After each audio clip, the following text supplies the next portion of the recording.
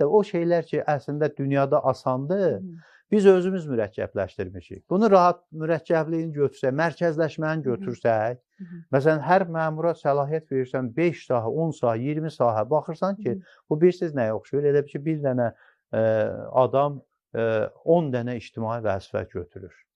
Sonra baxırsan ki, bu kabinetə girməyə, indi biz, məsələn, mən partiya sədriyəm, Milli Məclis Komitə sədriyəm, Əf komissiyasının da üzvüyəm.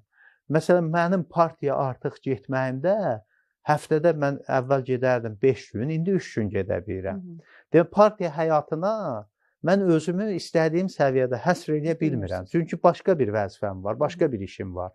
İndi bu insanların bu mərkəzləşmiş qaydada vəzifə çoxaltmağı biraz dəyişməliyik və imkan verməliyik ki, daha çox insanlar məsuliyyət, səlahiyyət sahibi olsunlar və onlar da iş görməyə bacarsınlar. Ona görə də mən hətta icra hakimiyyətlərindən indi dəfələrlə söyləyirəm ki, indi məsələn müəyyən müddətdir səlahiyyətləri alınır.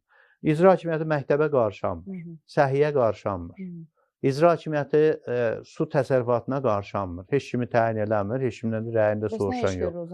Heç bir, ancaq koordinasiya eləyir qurumların fəaliyyətini. Necə Türkiyədə valilik qurumların fəaliyyətini koordinasiya eləyir. İndi də orada da bələdiyyə təsərrüfat işlərini götürür. Biz ya bu modelə keçməliyik, icra hakimiyyəti olsun bir hansısa valilik modelində qurumları koordinasiya eləsin. Qalan amma təsərrüfatı kimsə eləməlidir.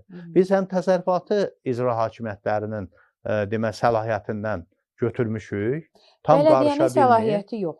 İcranın səlahiyyətləri çox belə hamısı mərkəzləşmiş qaydada olanda bu çətinliklər olur. O zaman hər iki qurumdan biri qalması. Tamamilə, yox, iki qurum fərqlidir. Biri özünü idarədir, biri xalqın özünü idarə modelini bələdiyyə formasında həyata keçirir. Bu siyasi qurum deyil. Edə bilmirlər. Edə bilmirlər, ona görə ki, səlahiyyətlərini biz müəyyən dərəcədə azaltmışıq. Bələdiyyənin tutaq ki, möhürünün elə bir əhəmiyyəti yoxdur. Torpaqdır, bələdiyyə möhürü vurubdur, deyirlər ki, bu əsas deyil. İşə yaramır. İndi ona görə də biz elə eləməliyik ki, birinci adamın möhürü qəbul olunmalıdır. Bizdə axı belədir də, birinci möhürü tanımalıdırlar. O Kərbəlayı İsmail deməli ki, möhür tanınmalıdır. Sonra artıq Sovet hökuməti qurula bilər də. Hökumət möhürdən təkcə ibarət deyil, amma həm də möhürdən ibarət.